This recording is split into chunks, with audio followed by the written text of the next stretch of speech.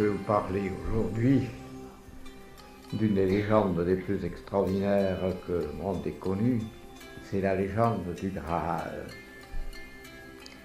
Et il faut observer à travers la magie des noms et la magie des nombres et la magie des rêves que dans le mot Graal, il y a d'abord Agra. Et Agra, comme vous le savez, est le merveilleux palais que se fit bâtir Akbar.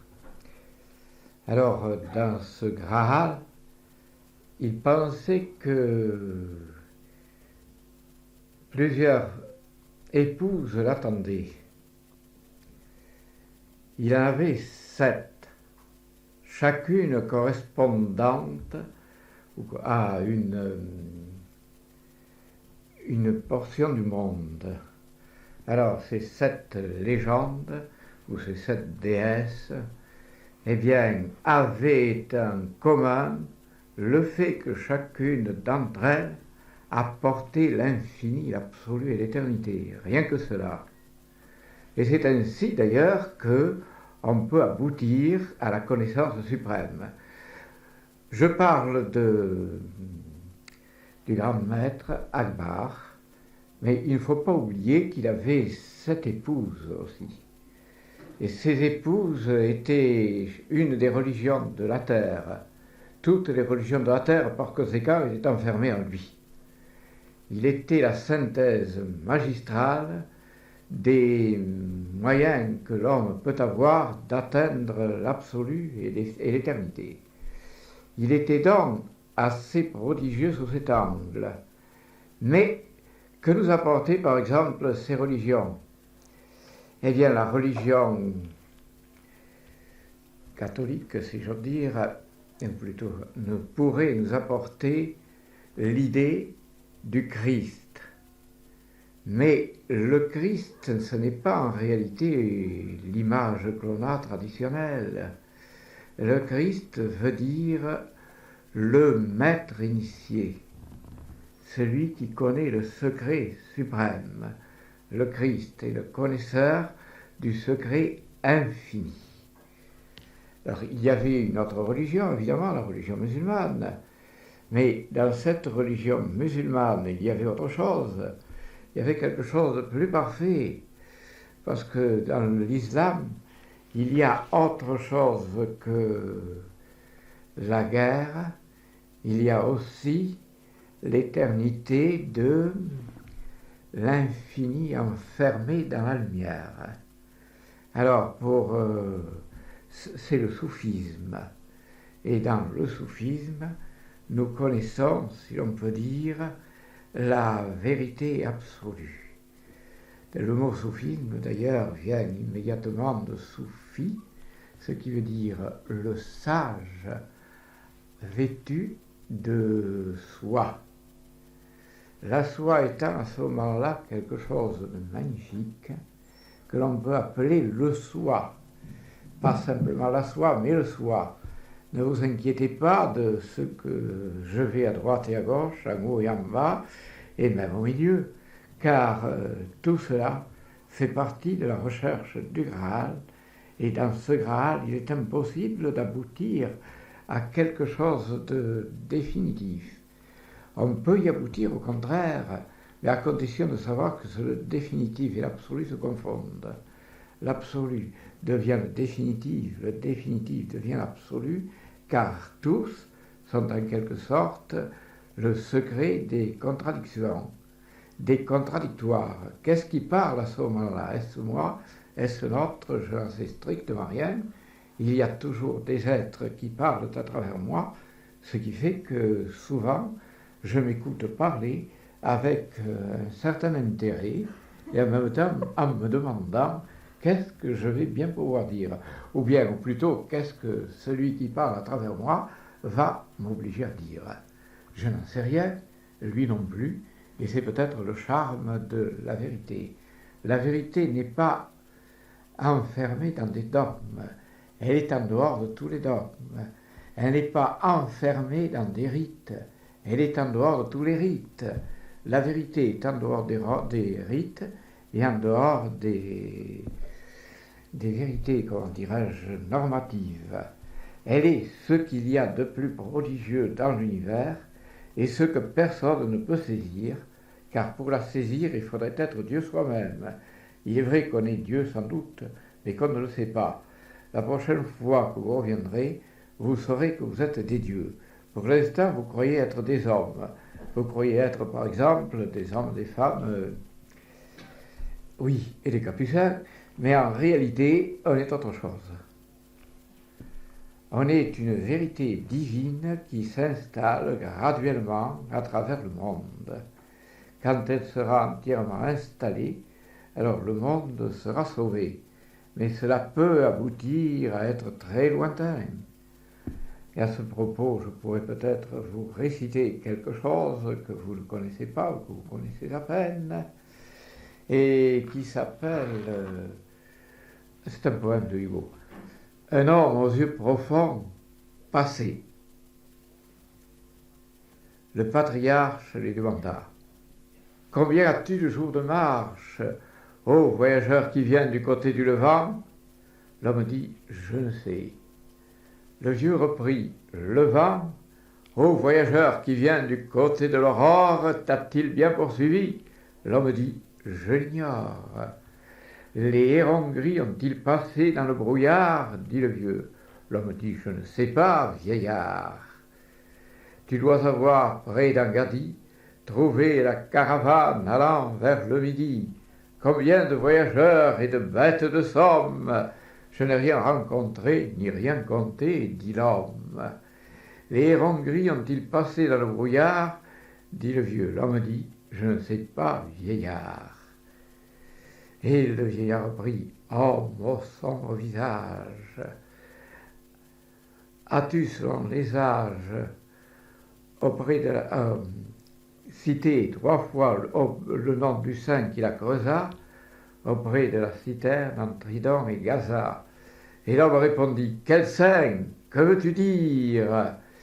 Et le vieillard reprit, Homme, est-ce de la myrrhe ou de l'encens qu'on doit en tribu envoyer au tétrarque Antipas pour laver son foyer et parfumer son lit? Je ne sais pas, dit l'homme. Quoi, tu ne connais pas le roi que je te nomme? Non, dit l'homme. Ainsi tu ne distingues pas entre le lit de pourpre où se couche Antipas et la paille qui sert aux bêtes de litière. Non, dit l'homme. Il parlait auprès d'un cimetière. L'œil du vieillard tomba sur les fosses. Il dit, tous ces hommes, hélas, sur qui l'herbe grandit, étaient jadis joyeux, vivants, heureux, utiles. Maintenant, les voyant tomber chez les reptiles, enroulés dans la cendre et la nuit, enroulés dans la poudre et gisant. Non, dit l'homme, envolé. Arriver au tombeau, c'est atteindre le fait. Le patriarche alors reconnut un prophète et murmura pensif à voix basse, pendant que le passant, rougi par le rouge occident, doré par le rouge occident, disparaissait au loin dans le désert sublime. Ô savant seulement des choses de l'abîme. Comme vous voyez, c'est admirable et en même temps assez mystérieux. Alors, nous allons maintenant passer à quelque chose qui est la connaissance de Psyché.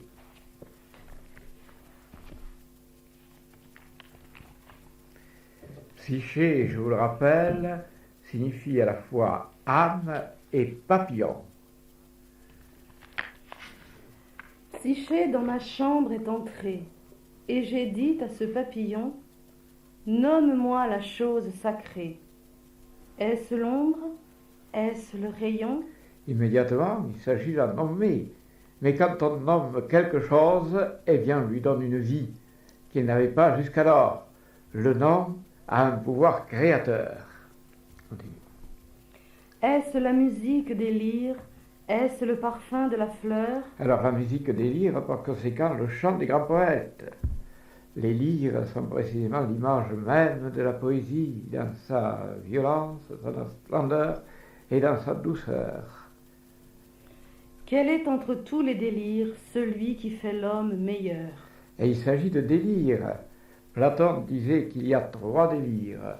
Le délire d'amour, le délire de sagesse et le délire de la transcendance. Effectivement, à travers tous ces délires, on peut connaître l'infini. Et l'infini n'est que la connaissance due aux êtres délirants, qui eux, parce qu'ils délirent, sont en quelque sorte le chant délire. Continuons. Quel est l'encens? Quelle est la flamme? Oui, l'encens, bon, évidemment, il y a des encens qui montent vers Dieu. Et chacun de ces encens est une espèce de lumière et de parfum. Ensuite, Et l'organe de l'avatar? là, l'oreille, la 3e oreille se montre. Il s'agit de l'organe de l'avatar. Qu'est-ce qu'un avatar? Eh bien, un avatar est un maître qui est incarné sur la terre et qui, par sa seule puissance, équilibre au moins 1 milliard d'êtres humains. Sans lui, le monde n'existerait pas et s'effondrerait très rapidement. L'avatar est donc le soutien du cosmos. Il est pareil à ce que Hugo disait, à la tortue ayant sur son écaille ronde 8 grands éléphants blancs qui soutiennent le monde.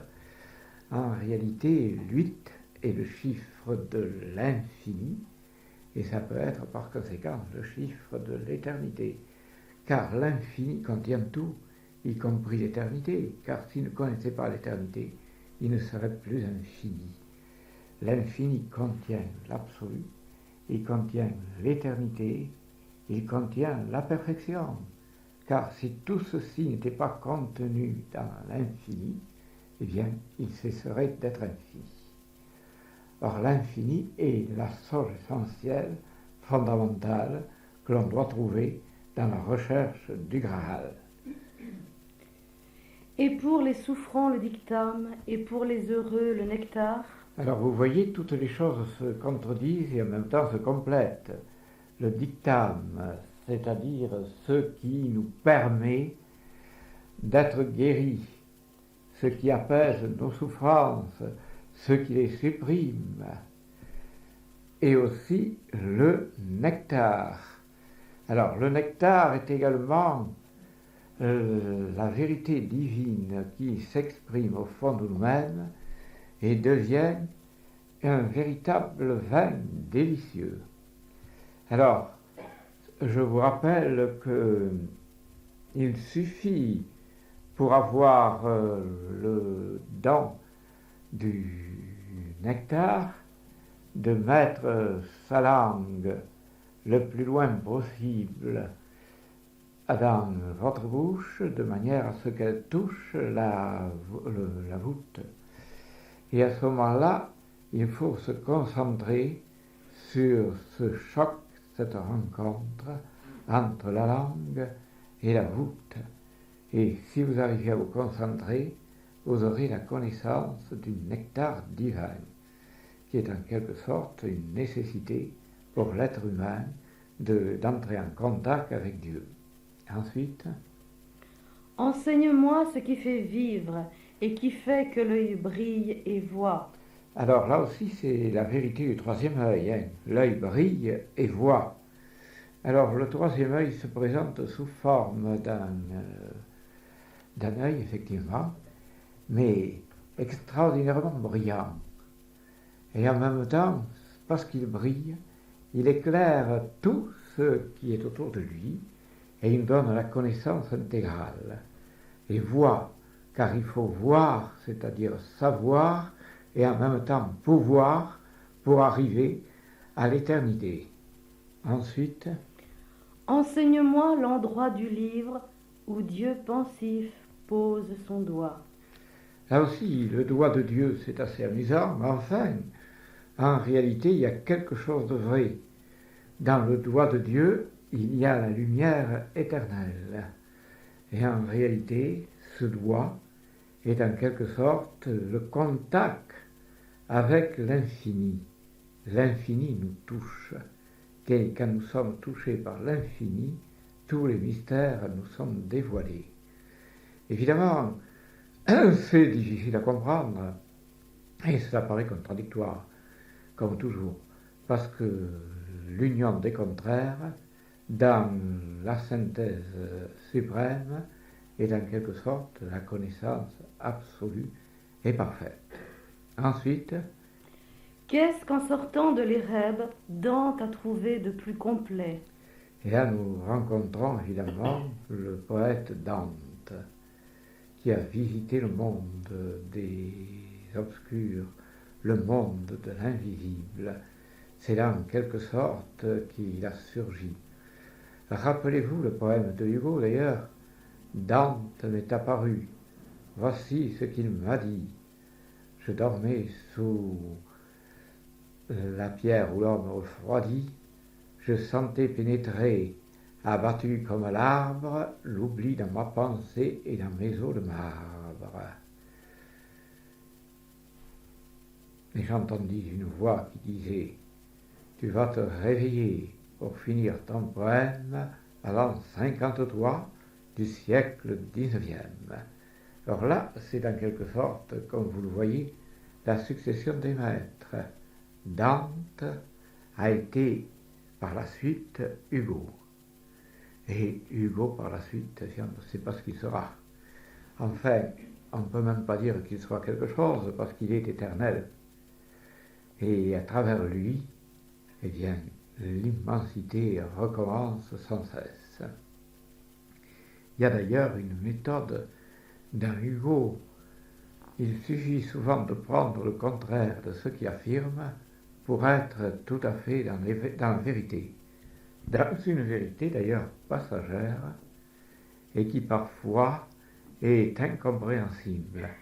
Elle ne peut donc être saisie que par l'intuition. Seule l'intuition est capable, au-delà de toute raison, de connaître l'infini. C'est par l'intuition que nous sommes ce que nous serons, ce que nous avons été et que nous deviendrons les coadjuteurs de Dieu. Continuons. Quel est le mot des sphinx de Thèbes et des ramiers du Paraclet? Oui. Alors là, le sphinx, nous avons toujours une image du sphinx qui est l'image en réalité du sphinx de Gizeh. Mais c'est surtout le grand sphinx, la sphinge plutôt.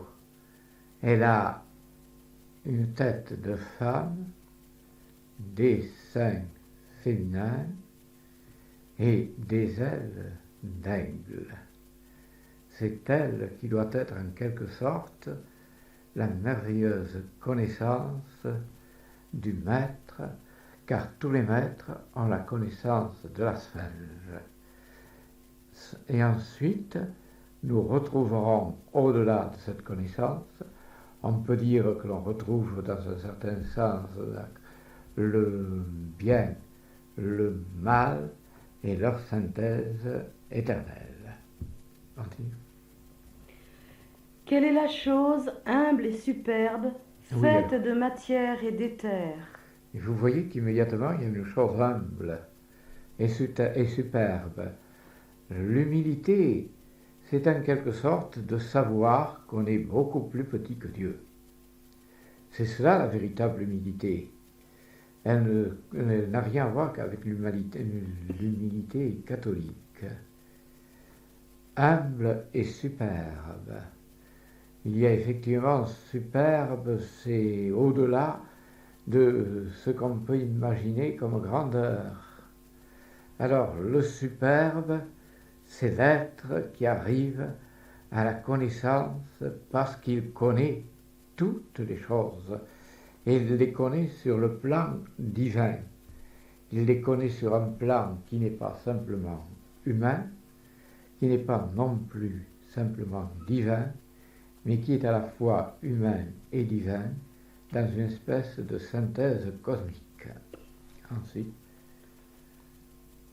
faite de matière et d'éther, où Dieu met le plus de son verbe et l'homme le plus de sa chair. oui, ce qu'il faut aboutir à connaître, évidemment, c'est le verbe divin et en même temps la chair humaine. Or, le verbe divin, cela signifie, c'est le logos.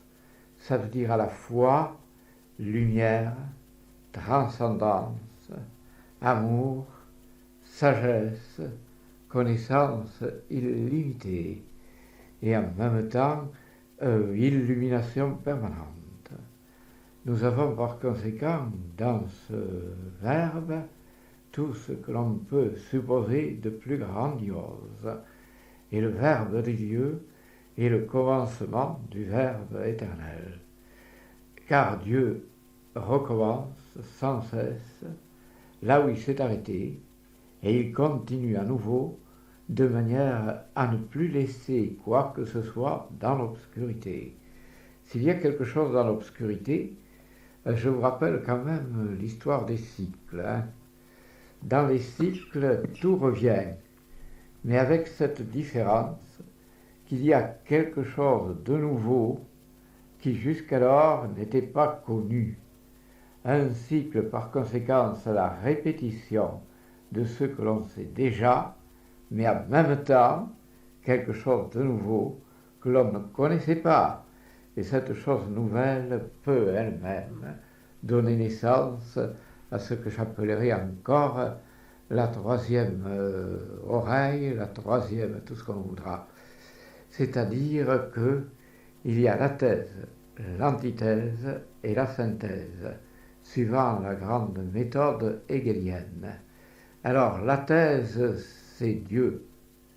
L'antithèse, c'est l'homme. Et la synthèse, c'est l'homme-dieu, c'est-à-dire l'avatar, qui revient régulièrement pour nous apprendre et nous porter l'illumination.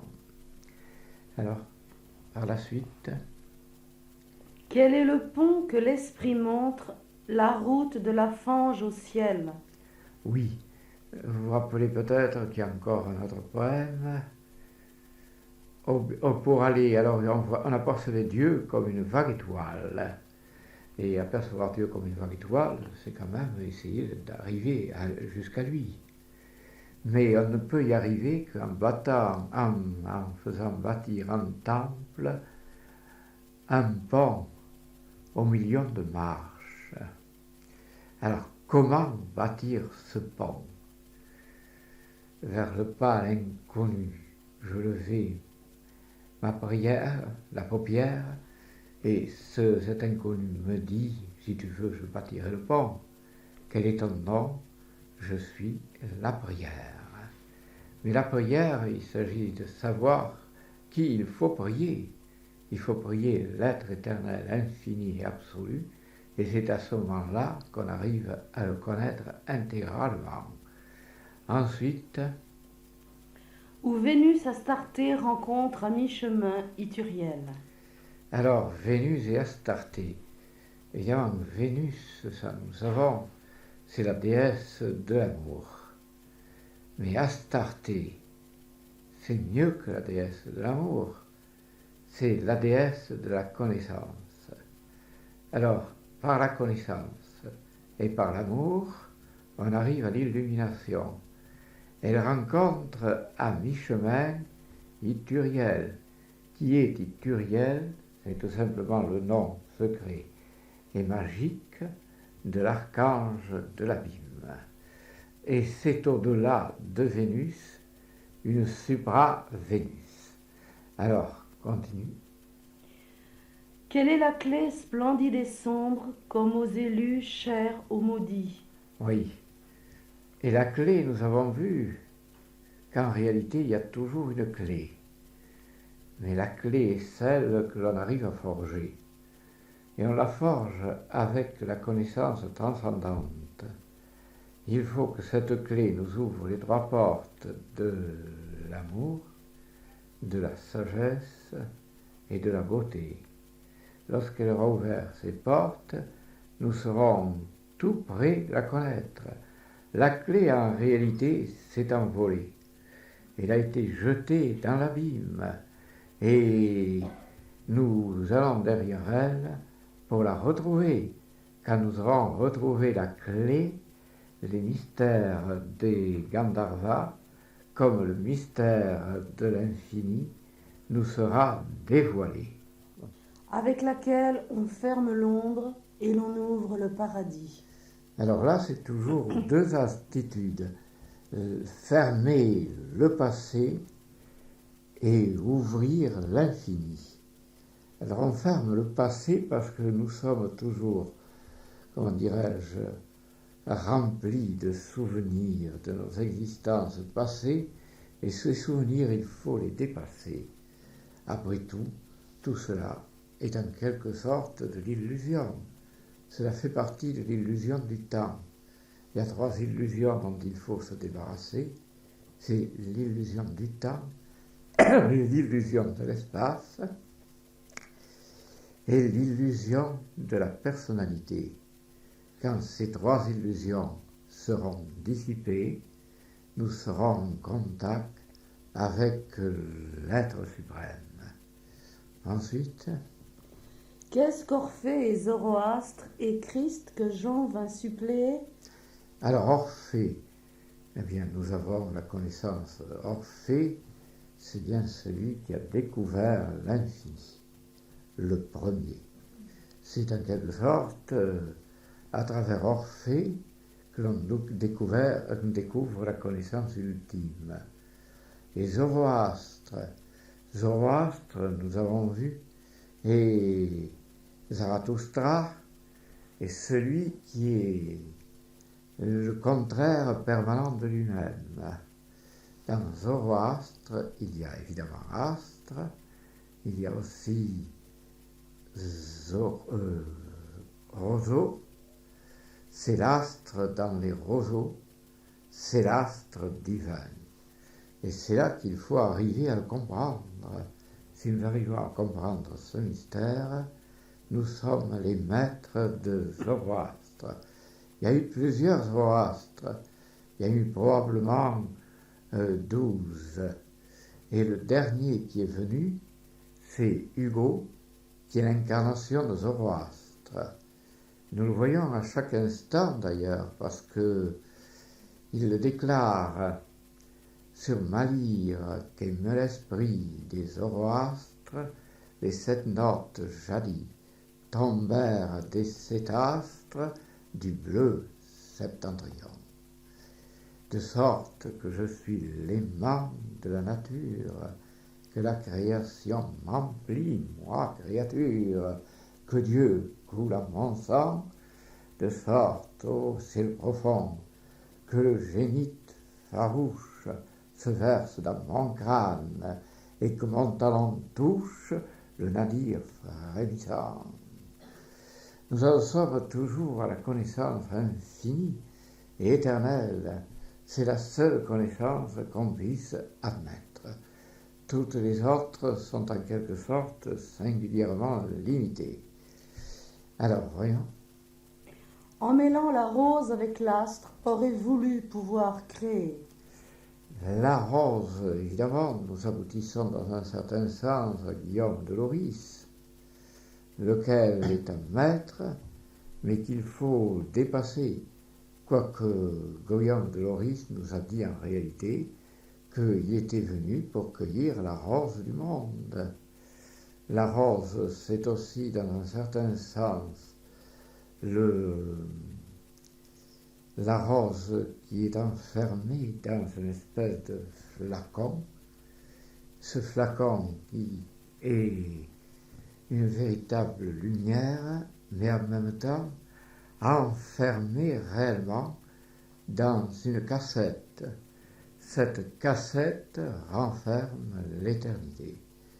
Rappelez-vous ce que disaient les anciens, que tous les 1000 ans, eh bien, on jette une cassette sur le bord de la mer et quelqu'un la ramasse. Et s'il l'ouvre, il en voit sortir un géant fabuleux qui se met à sa disposition et qui devient pour lui le maître de l'infini. C'est toujours les mêmes mots qui reviennent et qui sont au-delà de l'infini. Il faudrait parler du transfini. C'est parce qu'il y a l'infini, le transfini, et ce qui est au-delà du transfini même. Alors je suis toujours dans le Graal, rassurez-vous, je ne l'ai jamais quitté, et en même temps je suis en dehors de lui toujours. Parce que pour être dans le Graal, il faut être en dehors du Graal. Et c'est avec lui qu'on arrive à connaître l'inconnaissable et à pénétrer l'impénétrable, et être à la fois un chérubin, un séraphin, un humain et un être supraterrestre. Car il ne faut pas oublier aussi qu'il y a des extraterrestres qui viennent et qui parfois se communiquent à nous. Et c'est encore un des mystères du Saint Graal. Alors voyons. Puisque tu viens d'en haut, déesse, ange, peut-être le sais-tu? Alors déesse et ange, ça fait deux choses différentes, bien entendu. La déesse étant l'image même du paganisme et l'ange l'image même du christianisme. Alors dans l'union du christianisme et du paganisme, on va trouver la hauteur suprême et la perfection absolue. Ensuite, Ô psyché, quelle est la sagesse? Ô psyché, quelle est la vertu? oui, la sagesse, c'est de connaître toute chose, tout. Et la vertu, c'est d'avoir la puissance de réaliser en soi la perfection totale qui est la seule connue des archanges et des dieux. Ensuite, nous allons voir autre chose. Qu'est-ce que pour l'homme et la terre l'infini sombre a fait de mieux? Et nous retrouvons toujours sur la même chose, sur l'infini. Or l'infini sombre, c'est-à-dire inconnu, inconnaissable. L'infini, c'est ce qui contient tout. Parce qu'il contient, comme je vous l'ai dit, l'absolu. Car s'il ne contenait pas l'absolu, il ne serait pas infini. Il contient la perfection. Car s'il ne connaissait pas la perfection, il ne serait pas infini. Alors, il contient la beauté, car s'il ne connaissait pas la beauté, il ne serait pas infini. L'infini, c'est le mot que Dieu donne à l'homme pour qu'il puisse connaître l'éternité et en même temps la dépasser incommensurablement. Alors ensuite, quel est le chef-d'œuvre du Père? Quel est le grand éclair des cieux? Alors le chef-d'œuvre du Père, nous avons vu au fond que le Père, c'est Dieu. Mais quel est son chef-d'œuvre? Qu'a-t-il pu faire pour apporter à l'humanité ce qu'elle a de mieux et ce qu'elle pourra connaître de plus haut et de plus pur? Quel est le chef-d'œuvre du Père? Quel est le grand éclair des cieux? Et ça se produit par l'illumination. À un éclair fabuleux, l'homme comprend le dedans, le dehors, le parfait, l'imparfait, le petit et le grand, l'infime et le transfiguré, le colossal et l'incompréhensible, et le compréhensible au-delà de toute compréhension. Ensuite, posons sur mon front, sous la nue, ses ailes qu'on ne peut briser. Ne pas oublier qu'effectivement, elle a des ailes. Et c'est, je vous l'ai dit aussi, ça fait partie des sphinges. Alors, elle a des ailes et on ne peut le briser, car on peut briser n'importe quoi. Le temps est capable de briser tout ce que l'on voudra. Il y a une chose qui est imbrisable, ce sont les ailes. Et les ailes représentent la psyché dans ce qu'elle a de plus parfait. Et psyché me dit, c'est le baiser. Effectivement, c'est le baiser. Et il y a le baiser de l'archange, il y a le baiser de l'infini, et il y a le baiser de Dieu. Il y a trois perfections. C'est précisément, je m'en souviens, si j'ose dire, d'une manière assez bizarre, parce que j'étais en train d'écouter une conférence, lorsque le conférencier s'arrête tout à coup et dit « La mort, c'est le baiser de Dieu ». C'est la parole fabuleuse que Platon a apportée à l'humanité. Et au-delà de Platon, il y a évidemment Plotin. Et au-delà de Plotin, il y a le grand Ammonius Saccas. Enfin, tous les grands maîtres surgissent sitôt qu'on veut parler d'une chose imparfaite et d'une chose parfaite en même temps. Alors, nous allons maintenant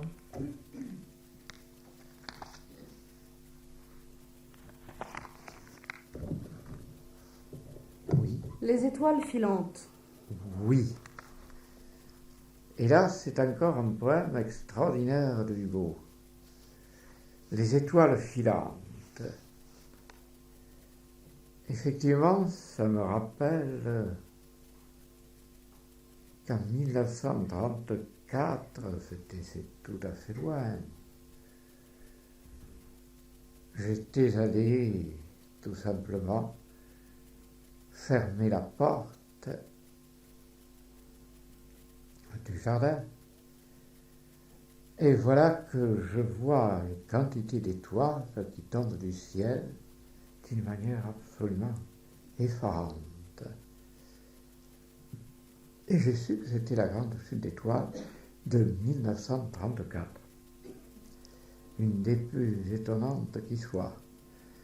Et à chaque fois, quelque chose semblait venir de l'infini et apporter un élément nouveau. Il faut toujours créer du nouveau pour atteindre à l'éternité. Et cette chose, on croyait qu'on pouvait la toucher. C'est ainsi que d'étranges penseurs chrétiens primitifs déclaraient qu'ils pouvaient voir, mais la voir, ils pouvaient voir réellement la cité de Dieu se former dans le ciel et qu'ils pouvaient la toucher. Et chaque fois qu'ils touchaient la cité de Dieu, c'était une illumination nouvelle qui pénétrait entre eux. Et il ne faut pas oublier que tout est infini. Et qu'après avoir trouvé une chose, on en trouvera une autre, jusqu'à la fin des temps, lesquels n'ont pas de fin, car ils recommencent sans cesse. Alors, À qui donc le grand ciel sombre jette-t-il ses astres d'or? oui, alors on peut se demander si ce ne sont pas des signes, si la chute des étoiles filantes n'est pas un signe. Effectivement, c'est un signe. Et c'est le signe des intersignes. À qui donc? Eh bien, on le jette d'abord. Pluie éclatante de l'ombre, il tombe. Oui. Encore, lueur éloignée, feu pur, pâles orient, il scintille. Aux poignées de diamants effrayants. Il y a là-dedans, évidemment, quelque chose d'assez extraordinaire.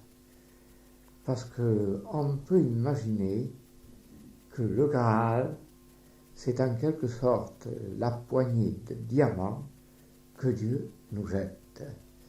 Et ce Graal est en quelque sorte la connaissance parfaite. Dieu nous jette ceci, et nous arrivons à une connaissance parfaite, je dirais. Elle est tellement parfaite qu'elle dépasse, j'allais peut-être dire, à la perfection. Dépasser la perfection, c'est le propre du parfait. Il y a toute une série de légendes dans ce domaine, et ces légendes, nous les avons vues plus ou moins. C'est par exemple lorsque les trois compagnons qui étaient les maîtres, ou les quatre compagnons qui étaient les maîtres de la connaissance sacrée, veulent pénétrer dans le jardin d'Éden. Alors le premier y pénètre est transformé en pierre. Il ne peut plus rien faire. Il est immobilisé. Le deuxième est devenu une sorte comment dirais-je, d'être inconscient. Il ne sait plus ce qu'il fait, il ne sait plus ce qu'il dit.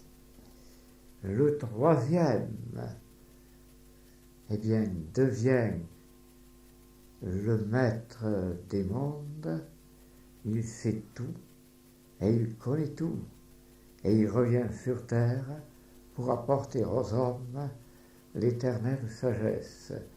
Et il revient pratiquement tous les 1000 ans. Et au bout de 1000 ans, l'être est transformé. 1000 ans avant Jésus, il y avait Zoroastre. 1000 ans après Jésus, il y a eu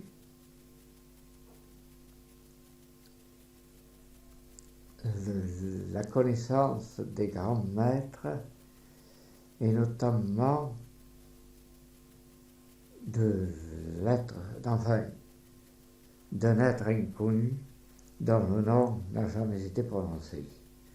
Ensuite, bien, nous verrons qu'à la fin des temps, nous y sommes, il y aura le dévoilement de tous les secrets les plus parfaits et les plus étonnants qu'on puisse imaginer. Alors, c'est de la splendeur qui rôde, ce sont des points univers. Alors, il y a le point univers. Le point est en effet quelque chose de particulier. Un point est une chose étonnante. Eh bien, oui. Et ce point, vous le retrouvez dans quelque chose de pascalien. Pascal déclare que pour avoir l'idée de Dieu, il faudrait être un point qui se propage à une vitesse infinie, en même temps, dans tous les points de l'espace. Et on aura à ce moment-là une idée de l'être infini et surnaturel. Et j'ajoute qu'il semblerait qu'il ait parlé de quelque chose qui pourrait être la quatrième dimension, car à travers cela, on peut découvrir la connaissance des contraires et en même temps l'illumination des extrêmes. C'est exactement la quatrième dimension, au-delà du temps, de l'espace et de la personnalité. Il y a quelque chose que l'on ne peut exprimer par des mots. Il faut l'exprimer uniquement télépathiquement. Et c'est à ce moment-là que l'univers prend son sens réel. Ensuite, la foudre dans l'émeraude, des bleuets dans des éclairs. Oui, là nous sommes dans le contraire total. La foudre dans l'émeraude. La foudre était évidemment, dans un certain sens, l'illumination. L'illumination nous saisit comme la foudre. Et les éclairs sont également ce qui nous permet brusquement de comprendre l'infini d'une seule bouchée, si j'ose dire. Ensuite, Réalité et chimère traversant nos soirs d'été. alors là aussi, nous sommes toujours dans les contrastes, la réalité et la chimère. La chimère, nous l'avons vu, était un être assez extraordinaire qui résumait tous les mondes et résumait toutes les formes. Et il était absurde parce que impossible. Il était en quelque sorte l'impossible réalisé. Pour aboutir au Graal, il faut aboutir à l'être impossible et à la réalisation de l'impossible. Ensuite, Escarboucles éphémères de l'obscure éternité. et là nous avons encore, oui, l'obscure éternité vit sans racine. Elle est divine, si j'ose dire. Et au-delà de l'éternité, il n'y a rien. Il n'y a rien et il y a tout. On ne peut pas dire que ce soit. C'est en quelque sorte, nous revenons à Hegel, c'est-à-dire la thèse, l'antithèse et la synthèse. Effectivement, dans le Graal, nous sommes à la synthèse de toutes les connaissances. Elles se résument dans des points univers. Ensuite, De quelle main sortent-elles? Là, nous avons tout de suite la fameuse histoire des mains. Les mains sont extraordinairement simples. Si vous voulez toucher le trône de Dieu, il faut lancer votre main dans l'infini, votre troisième main. Et à ce moment-là, vous allez connaître l'absolu, si j'ose dire. La troisième main est toujours proche de nous. Si nous arrivons à toucher les maîtres du passé, nous avons la communication de leur sagesse. Si nous arrivons à toucher les maîtres de l'avenir, nous avons aussi la communication de leur sagesse. Si nous arrivons à toucher le soleil, nous avons la communication de la sagesse suprême. Il faut toujours essayer de toucher tout, exactement tout, et nous arriverons ainsi à connaître la perfection. Toucher à tout, c'est également être le maître des mains divines. Ensuite, Cieux, à qui donc jette-t-on ces tourbillons d'étincelles? on peut se demander effectivement, parce que les tourbillons d'étincelles ne sont jamais jetés en pure perte. Ce sont des signes, et des signes merveilleux, et en même temps qui nous permettent la connaissance suprême. Ensuite, Est-ce à l'âme de Platon? oui, nous avons vu ce que disait Platon. Bon, je n'y reviens pas.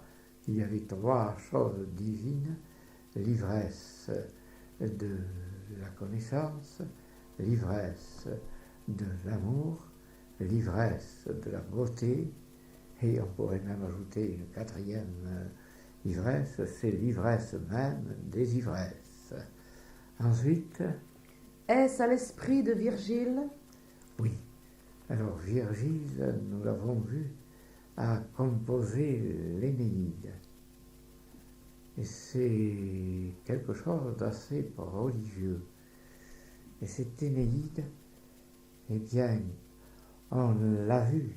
Il y a une chose qui nous a fait plaisir, c'est que l'Énéide a été connue grâce à Auguste, l'empereur, qui a décrété qu'il fallait publier ce que Virgile n'avait jamais voulu publier. Et il a publié l'Énéide. c'est-à-dire la connaissance transcendantale, car tout dans l'Énéide est connaissance et transcendance. Alors, Est-ce au mont, est-ce au flot vert, est-ce à l'immense évangile que Jésus-Christ tient ouvert? Là aussi, nous avons une quantité de choses. L'immense évangile que Jésus-Christ. Alors, il y a Jésus-Christ qui est à la fois Jésus et le Christ. Le Christ, nous l'avons déjà vu, je le répète, c'est le possesseur du secret. C'est celui qui connaît le secret des mondes. Et c'est en quelque sorte le Maître suprême. Celui qui connaît le secret des mondes, c'est l'avatar, et c'est en même temps l'homme-dieu. L'homme-dieu, c'est l'être complètement réalisé dans sa totalité. Car l'homme ne peut être réalisé que s'il devient Dieu. J'allais presque dire, et Dieu ne peut être réalisé que s'il devient l'homme. L'homme-dieu, voilà la synthèse parfaite de l'infini, qui est, comme je vous l'ai dit, le maître de l'absolu et le maître de la perfection. Est-ce à la tiare énorme de quelque Moïse enfant? Oui, alors là je me suis demandé qui pouvait être ce Moïse enfant, et je crois que j'ai fini par trouver que c'était Steiner. Car à cette époque-là, il existait, je parle de Steiner, et il était déjà, comment dirais-je, sur le plan de la transcendance. Car chaque fois qu'un maître s'incarne, qu'un avatar s'incarne, il connaît tout, il sait tout, et par conséquent, dès son incarnation même, il sauve le monde. Il sauve le monde par son incarnation, par le fait qu'il s'incarne, et que, étant incarné, il apporte la sagesse absolue. Tout ce que touche un maître devient transcendantal. J'allais presque dire, les animaux deviennent humains, les plantes deviennent des animaux, les hommes deviennent des dieux. Tout en quelque sorte est une transcendance infinie. Le mot transcendance, c'est en dehors de ce qui existe. C'est parce qu'il existe des choses, mais des choses banales, et le banal doit être dépassé. Il n'y a plus que le transcendant qui existe. Alors ensuite... Ces feux vont-ils aux prières? Oui. Et ensuite, on peut dire que chaque fois qu'un homme prie, eh bien, tout devient transfiguré. Il y a une chose de curieuse qu'avait dit Hugo, c'est que si sur la terre tout le monde cessait de croire en Dieu, si un seul homme y croyait, eh bien cet homme rallumerait le soleil. Effectivement, c'est une affirmation que l'on ne peut comprendre qu'à travers les vérités suprêmes, car difficile est de le comprendre sur le plan rationnel. C'est en dehors du rationnel, c'est en dehors aussi de l'irrationnel. C'est une synthèse du rationnel et de l'irrationnel. C'est une synthèse de Dieu et de l'homme. Continue. À qui l'inconnu profond ajoute-t-il ses lumières, vagues flammes de son front? Oui. Alors il y a aussi quelque chose qu'on peut dire, c'est que l'homme ajoute toujours quelque chose à Dieu, car il invente, et lui aussi. Mais la création de l'homme sont différentes de la création de Dieu. C'est encore, pardon, tous ces êtres sont en quelque sorte illimités. Dieu propose quelque chose de nouveau. L'homme le crée. Et puis il propose aussi quelque chose que Dieu n'avait pas proposé. Ce qui fait que Dieu ne peut être Dieu que par le concours de l'homme, par la puissance de son génie, complète Dieu. Et c'est la puissance du génie humain qui est la dernière, l'ultime manifestation de Dieu, la plus haute, la plus parfaite, la plus magique, la plus tendrique, la plus séraphique, la plus archangélique, la plus transcendantale. Ensuite, Est-ce dans l'azur superbe, aux religions que Dieu, pour accentuer son verbe, jette ses langues de feu? oui, alors en somme, la chute des étoiles est en quelque sorte une affirmation de la divinité.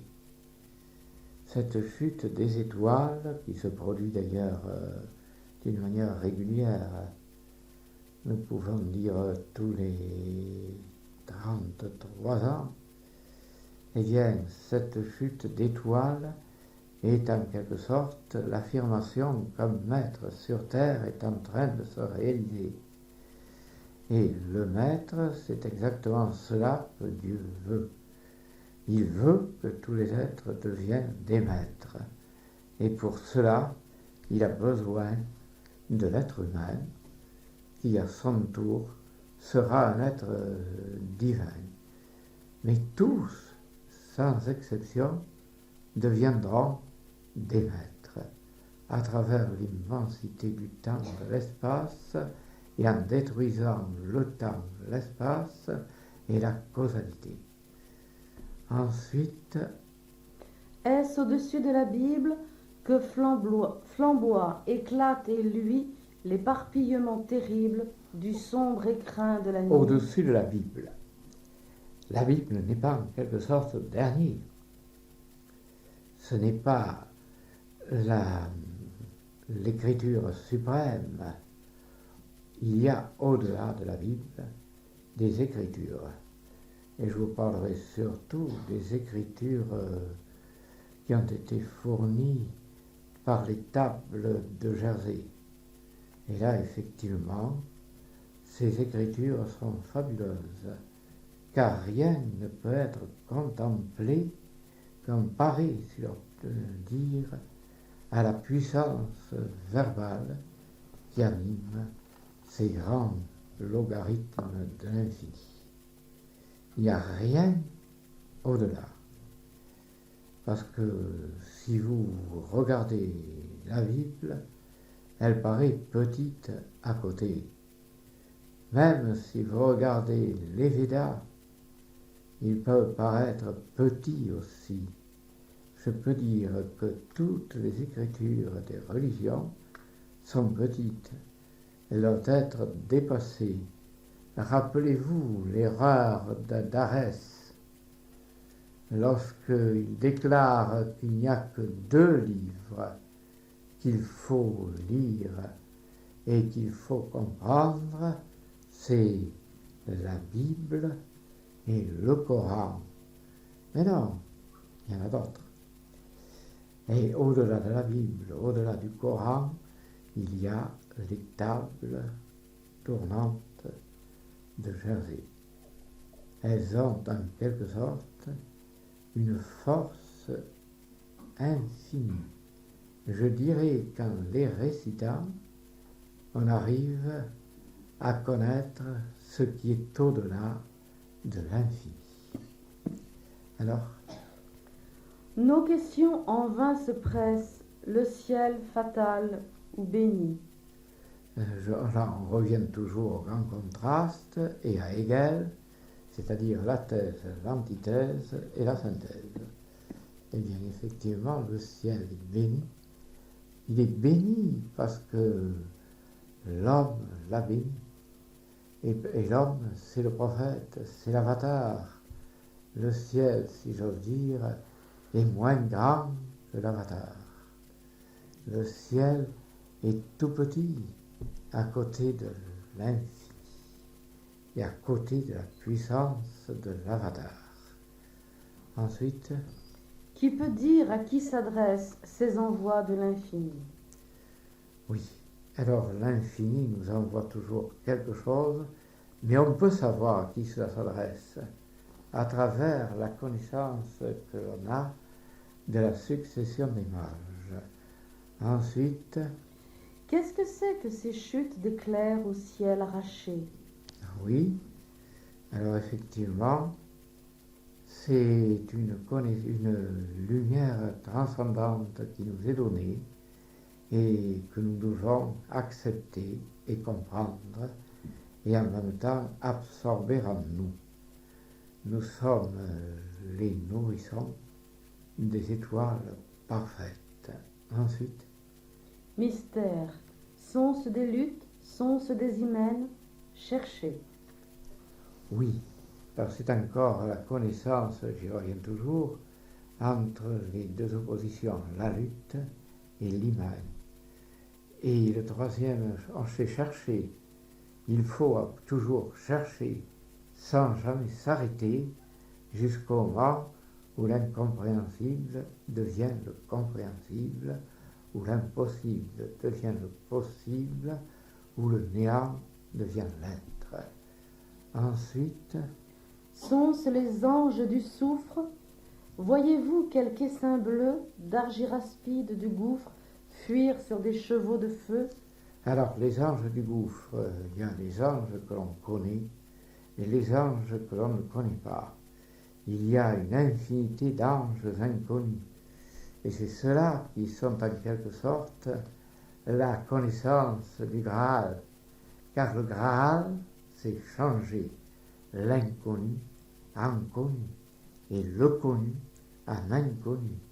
Car il faut que tout soit inconnu pour que tout puisse être découvert. Si quelque chose est trop connu, elle perd les trois quarts de sa vertu. Il ne faut rien connaître, il faut tout deviner. C'est encore un des messages du Graal. Ensuite, Est-ce le dieu des désastres, le Sabaoth irrité, qui lapide avec désastre quelques soleils révoltés? alors on peut dire que les soleils ont une connaissance aussi, qu'ils sont en quelque sorte des êtres vivants. Le soleil est un être vivant et parfois il peut se révolter. Il est en quelque sorte, il est en proie en tant qu'être vivant à toutes les possibilités de chute que contient l'infini. Alors il peut être tombé et par conséquent être en proie à la colère de Dieu. La colère de Dieu, Dieu n'est jamais en colère, mais il fait semblant de l'être, parce que sa colère à ce moment-là transforme les mondes et leur permet d'évoluer. Il est en colère contre la lenteur de notre évolution.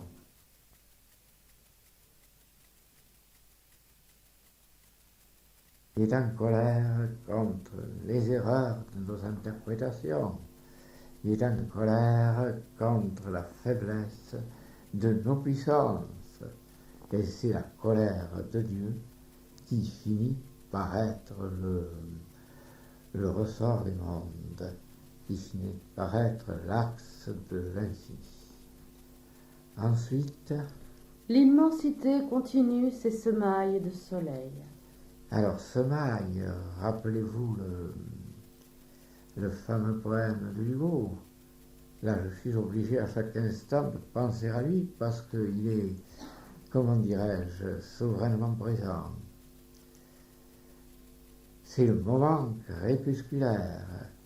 J'admire, assis sous un portail, le reste de jour dans ses clairs, la dernière heure du travail. Dans l'éther de nuit baigné, je contemple ému les haillons d'un vieillard qui jette à poignée la moisson future au sillon. Sa horte silhouette noire domine les profonds labours. On sent à quel point il doit croire à la fuite utile des jours. Il marche dans la plaine immense, va, vient, jette la graine au loin, rouvre la main et recommence.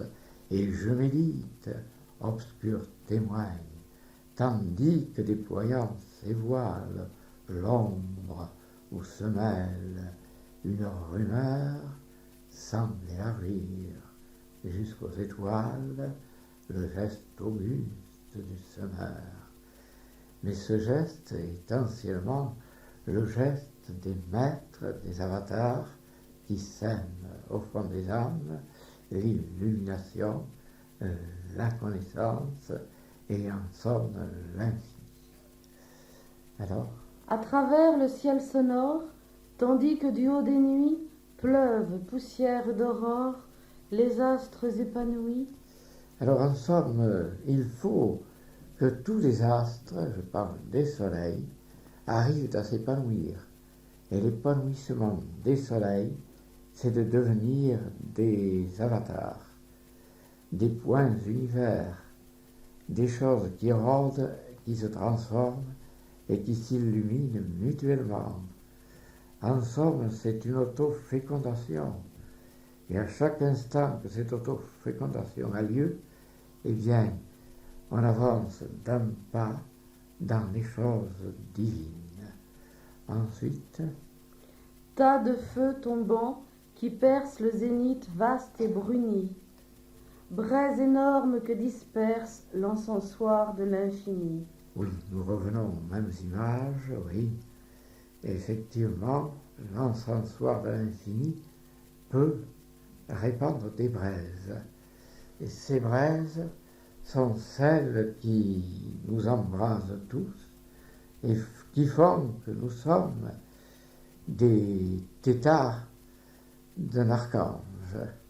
Si la parole est encore de Hugo, je suis le tétard d'un archange. Effectivement, c'est une chose, comment dirais-je, amusante et presque parodique, mais c'est parfaitement exact.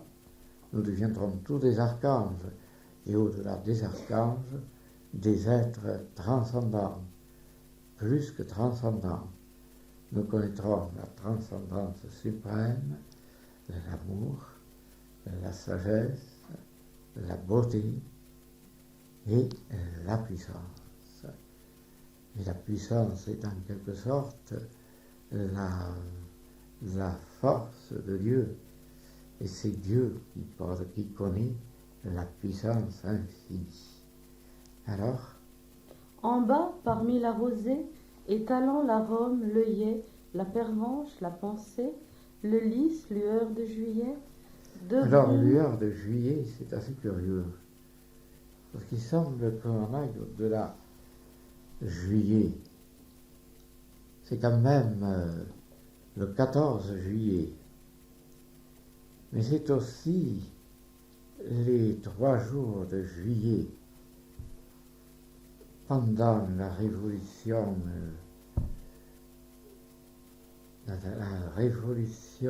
qui se fit à l'époque de Hugo. Alors, à travers cette révolution, l'univers se réalise et devient enfin lui-même. Et nous devons aider à la réalisation de l'univers. Et c'est grâce à cette aide que tout pourra s'illuminer. Il faudra, comme je vous l'ai dit, attendre des millions d'années. Attendre par exemple la 7e race. Dans la 7e race, tous les êtres disparaîtront. Ils ne seront plus, comment dirais-je, transfigurés. Ils seront, dirais-je, non pas éliminés, mais super transfigurés. Ils seront au-delà de la transfiguration et ils cesseront d'exister quand ils auront la connaissance entière de l'existence absolue. Je suis toujours en train de manipuler les paradoxes de manière à faire jaillir au-delà de ce que l'on sait et par la raison ce qu'on ignore et qui est au-delà même de l'intuition. Ensuite, on dirait que la terre sous les voiles des grands bois mouillés de pleurs. oui, c'est une image admirable d'ailleurs. Alors, nous allons voir en quoi elle consiste, et c'est une image qui fait de la terre, eh bien, le réceptacle de l'infini. Ensuite, Pour recevoir les étoiles, sont tabliers de fleurs. D'accord. Alors, les fleurs, nous l'avons vu, ce sont surtout les profonds points d'univers qui sont en nous, c'est-à-dire les chakras. Et dans les chakras, il y a évidemment le mot Ra, qui est le soleil dans toute sa gloire. Et il y a, dirais-je, le crachat, ce qui me rappellerait tout à fait la parole de Hugo, lorsque l'homme se vante d'avoir construit les propylées, le Parthénon. Est-ce Dieu? Non, c'est l'homme. Et Hugo se contente de lui répondre, bien, crache sur le mur. Et maintenant, compare. Le grand ciel étoilé, c'est le crachat de Dieu. Tout cela est assez extraordinaire. Et, comme je vous l'ai dit, il y a très peu d'êtres qui soient capables d'aller au-delà de la compréhension.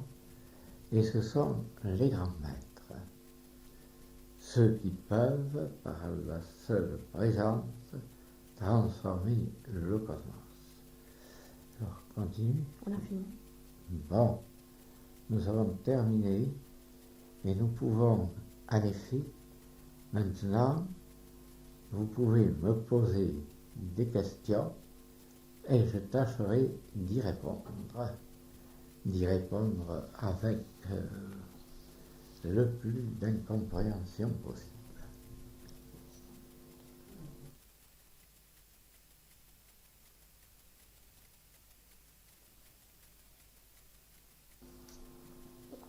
Alors, j'attends l'artillerie.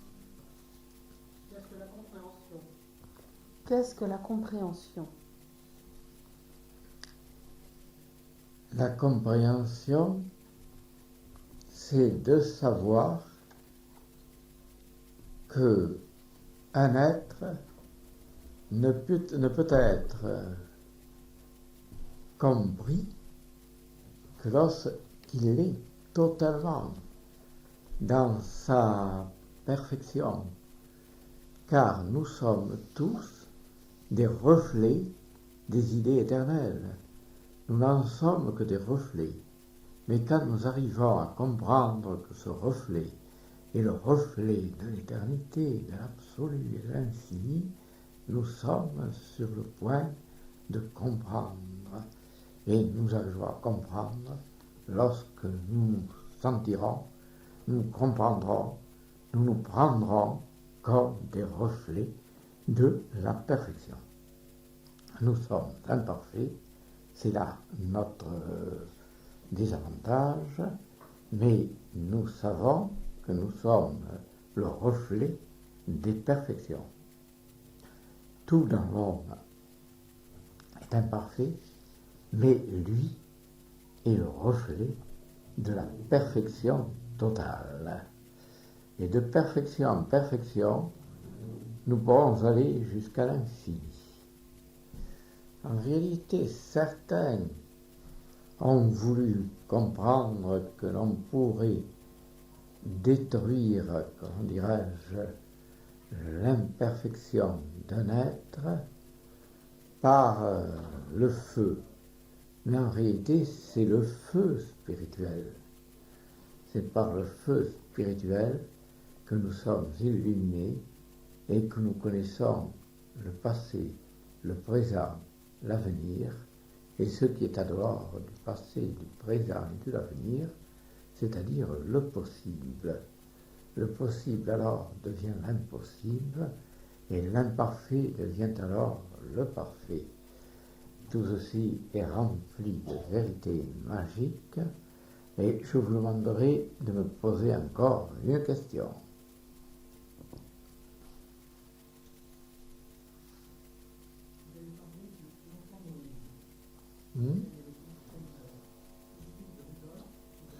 Lorsque tu as évoqué Steiner, s'agit-il de Rudolf Steiner? Il s'agit évidemment de Rudolf Steiner, oui. Le grand Rudolf Steiner qui a en quelque sorte trouvé la perfection et qui est un des maîtres de la pensée humaine et divine. Le seul défaut peut-être que l'on puisse trouver à lui, c'est qu'il croit ou il semble croire, que Jésus est le plus parfait, le Christ est le plus parfait des êtres. En réalité, il y a une infinité d'êtres qui sont encore plus parfaits que lui et qui s'étagent à l'infini. Après une perfection, on trouve une autre perfection. Après cette autre perfection, on trouve une troisième perfection. Mais Steiner, on peut le considérer comme un des grands maîtres de l'humanité. Peux-tu parler de Arthur et de Lancelot? Sont-ils parmi nous ou proches de nous? Ah oui. Arthur et Lancelot. D'accord. Ils sont, comment dirais-je, très proches de nous. Artus rime avec vertu. Tu as parlé de Lancelot également. Et Lancelot, c'est celui qui danse. J'allais presque dire, avec un mauvais jeu de mots, celui qui danse de l'eau. C'est-à-dire celui qui est capable de créer un univers. Car l'univers est enfermé dans le temps, dans l'espace et dans la causalité. Celui qui lance l'eau, c'est celui qui crée des univers. Or, tout le monde peut créer des univers à condition qu'il en soit conscient. Eh bien, on peut dire par exemple que en faisant ce geste, je risque d'écraser des millions de mondes. Mais ces mondes vivent dans l'éternité du geste et dans l'instant, ce qui fait qu'ils vivent des millions d'années alors qu'on pense qu'ils n'ont vécu que très peu de temps. Alors le monde est rempli de choses contradictoires et parfaites. C'est parce qu'elles sont parfaites qu'elles sont contradictoires.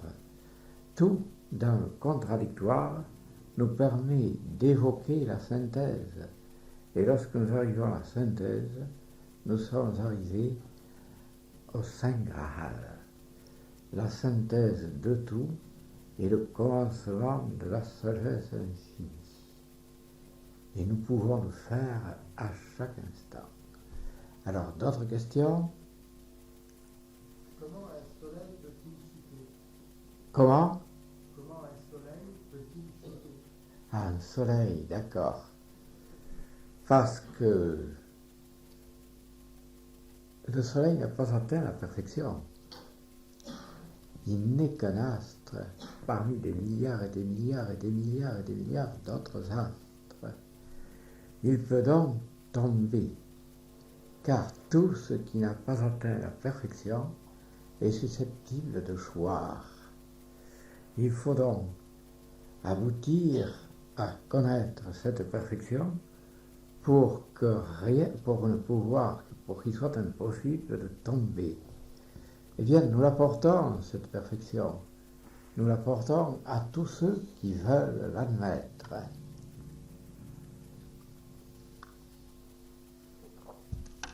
C'est ce qu'on appelle précisément le message de l'avatar. Nous pouvons concevoir que l'avatar est plus grand que le soleil.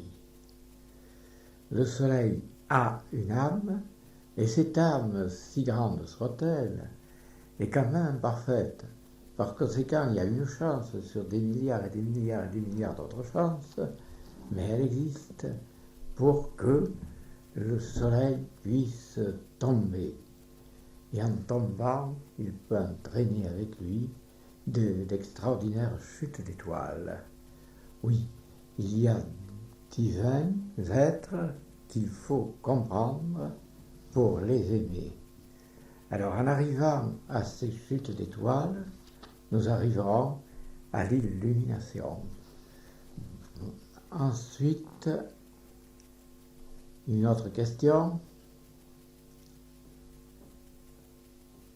Peux-tu nous parler de Perceval, de sa spécificité et de son symbolisme? La spécificité et le symbolisme de Perceval. Ah oui, Perceval est évidemment celui qui perce le Val et qui est en même temps le grand maître.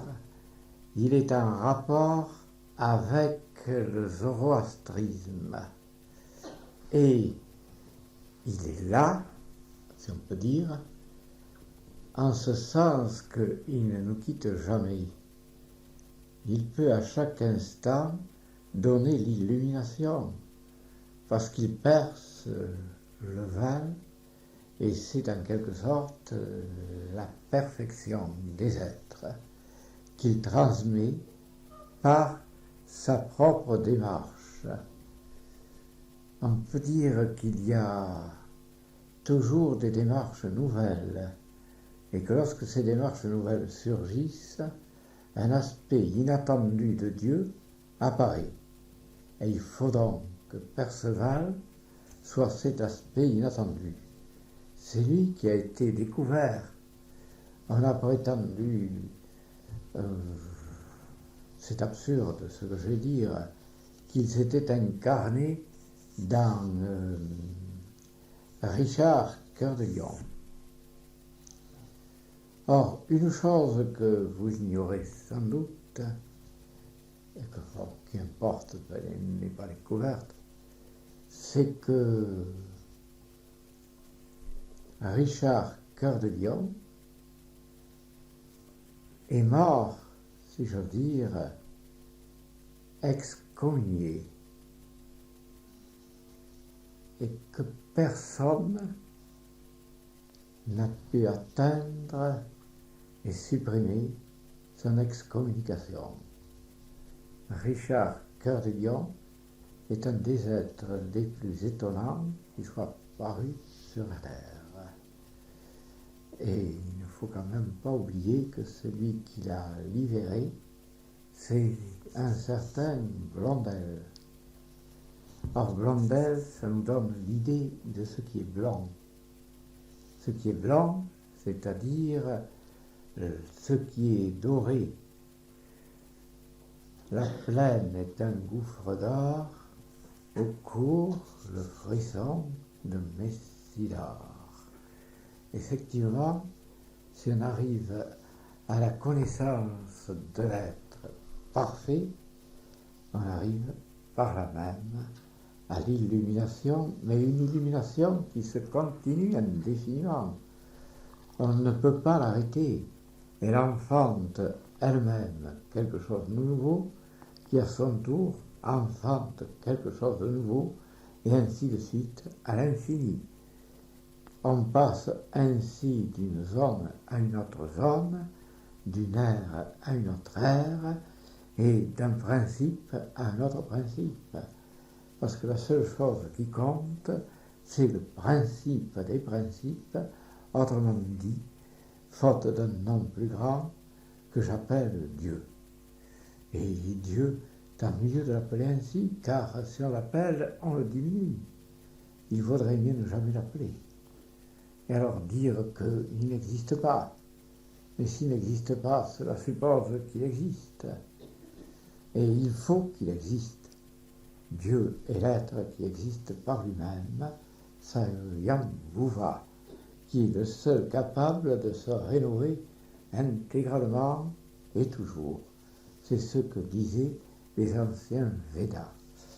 Ensuite, je vous propose de me poser encore des questions à laquelle je tâcherai de répondre. Pourquoi chez les Cathares, le symbole du Graal était une émeraude? Oui.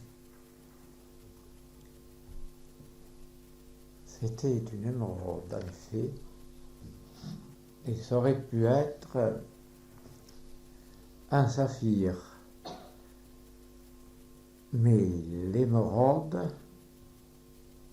parce qu'elle ressemble à la mer. Et par conséquent, cette émeraude semblerait toute la mer et le reflet d'un monde. Nous sommes capables à un moment donné de créer des mondes. Et quand nous avons créé les mondes, nous sommes capables aussi de les détruire. Créer un monde, puis le détruire, c'est la faculté maîtresse des avatars, c'est-à-dire de ceux qui connaissent l'infini, l'absolu et l'éternité, et dans leurs manifestations les plus parfaites. Manifestation la plus parfaite, dirais-je, ce serait la 4e dimension. Et pour connaître la 4e dimension, il faut évidemment être terriblement, comment dirais-je, puissamment concentré. La 4e dimension est ce qui nous permet d'être en même temps ici et ailleurs, en même temps mort et vivant, en même temps hier et demain. Il semble que ce soit la négation même de tout le contraire, et c'est l'image parfaite, à ce point de vue-là, du Saint Graal. Alors, si vous avez d'autres questions, vous pouvez toujours les poser. Alors, plus de questions. Très bien. Pardon? Attends.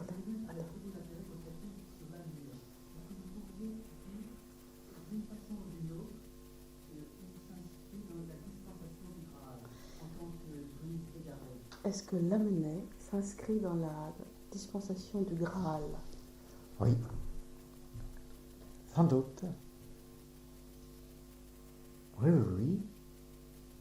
Lamennais est un très grand prophète, et il a écrit notamment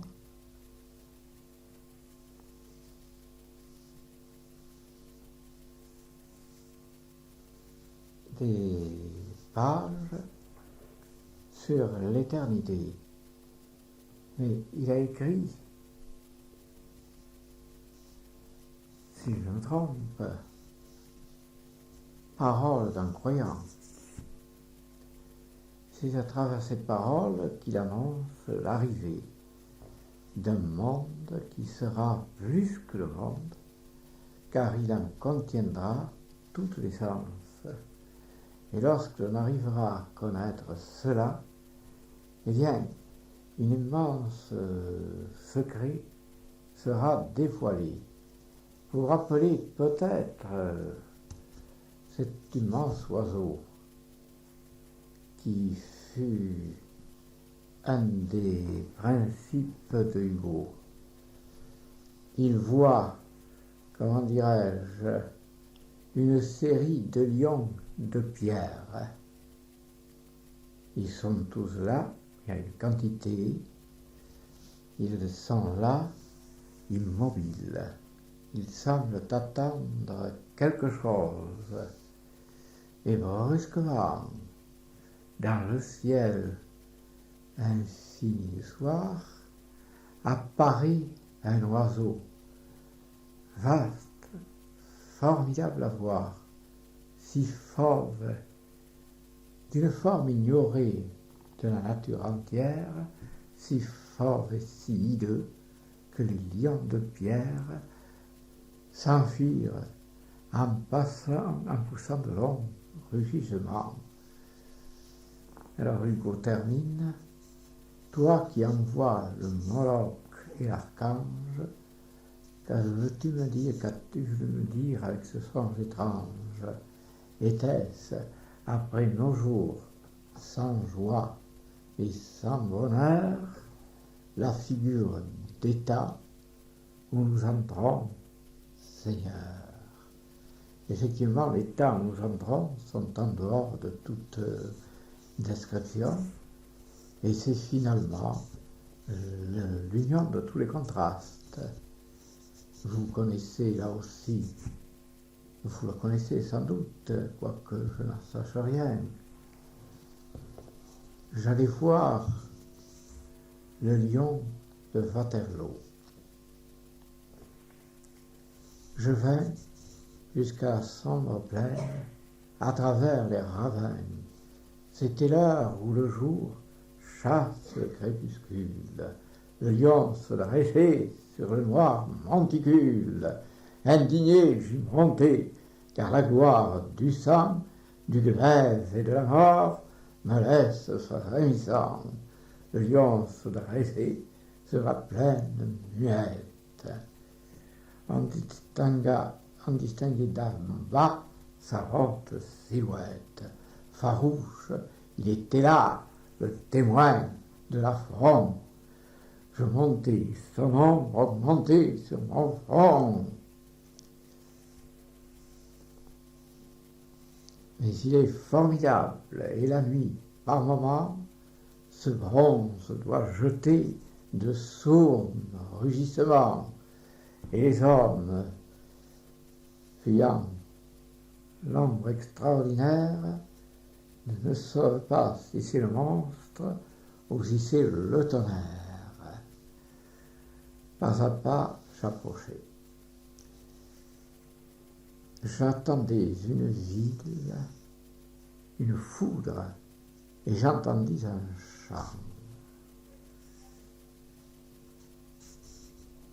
Dans cette espèce d'antre, un rouge-gorge était venu faire son nid, sans peur de la voyance, de la mâchoire affreusement levée, entre ses dents d'airain, avait mis sa couvée, et l'oiseau gazouillait dans le lion pensif.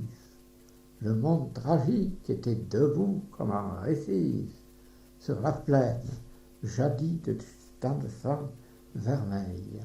Et comme je songeais, pâle et prêt à l'oreille, je sentis qu'un esprit profond me visitait, et peuple, je compris que j'entendais chanter de l'espoir dans ce qui fut le désespoir naguère, et la paix dans la gueule horrible de la guerre. Et oui, et tout ceci n'aura lieu, comment dirais-je, c'est tout à fait vrai, que lors de la 7e race, quand nous aurons transcendé toute chose.